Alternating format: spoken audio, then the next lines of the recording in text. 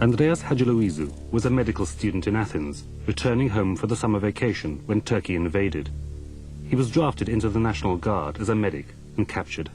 And the merits of the case means that there will be a full hearing. Of course, all of this is confidential, but there will be a full hearing where we will present our evidence, and the government of Turkey will present their own evidence, and then the commission will judge. I see... Marula Tsangaridis, Andreas' sister, is an American citizen. She's visiting a Cyprus lawyer to discuss a private suit she's bringing against Turkey before the European Commission of Human Rights. If you could tell me a little bit about the connection with your brother and the ex-American ambassador in Cyprus.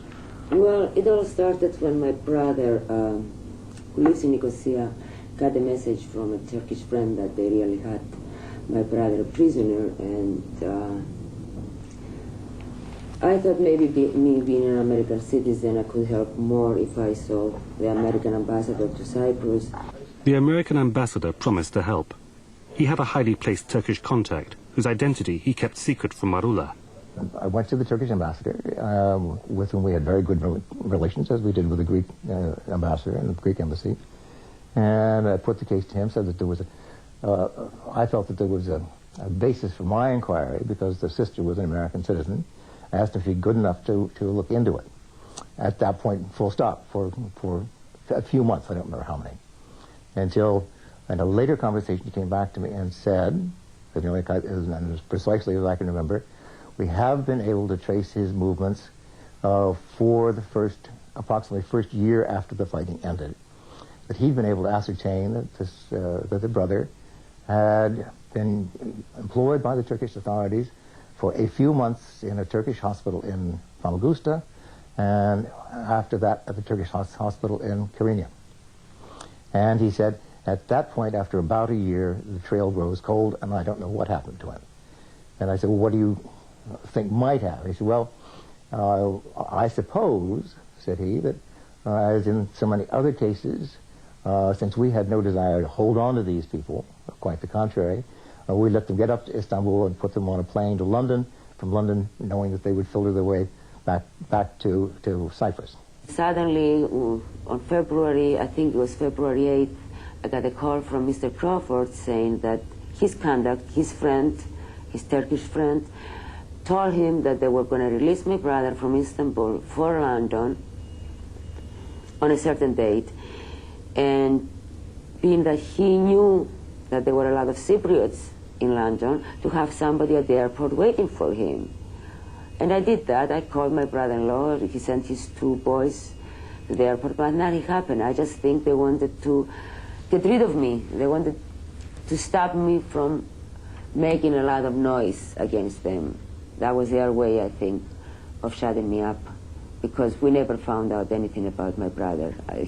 He was never released. And you got this through Freedom of Information Act. Okay, yes. But some of the parts are being deleted, Right, so I guess right. these are sensitive. Marula applied under the Freedom of Information Act for documents relating to her brother's case. This memorandum from Ambassador Crawford was censored for reasons she was informed of national defense or foreign policy. Ambassador Crawford has not seen the document since he wrote it 16 years ago. It says that the senior Turkish source said he had learned that the individual about whom I inquired many months ago had left from Istanbul for London after his considerable service with the Turkish military in Cyprus as a paramedic. So that seems to indicate that the further inquiry had shown that in fact he had left Istanbul for London. There are many excisions in that document. Can you explain to me what might have been removed? Since I wasn't the one who removed them, I can't really answer that. In general, I'm aware sections are cut out of reports from earlier years if they refer to individuals still in senior government positions in foreign governments with which we have friendly relations. That would be reason enough to have deleted portions of this. So what names might be missing from that? Well, I assume the name of my source, who was then the Turkish ambassador in Cyprus. The Turkish ambassador, Mr. Onhun, is now ambassador to London. Whilst declining to be interviewed, he agreed to discuss the matter privately. He denied all knowledge of the conversation described by Ambassador Crawford. Would it surprise you to learn that he denies all knowledge of this? No, not in the least. I wouldn't blame him for so doing. He's still accountable to the government for which he works.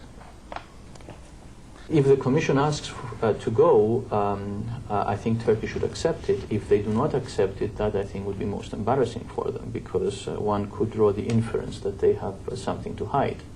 But there is a procedure whereby the Commission can take evidence on the spot, and I think that's quite a good point in our favor. Yeah, because the only thing I'm interested is to force Turkey into investigate it, not to wash their hands of my brother's case or anybody's case for that matter. Yes. Because they admitted it to Mr. Crawford that they did have him. Their own ambassador said to Mr. Crawford, yes, I checked it, and we have him.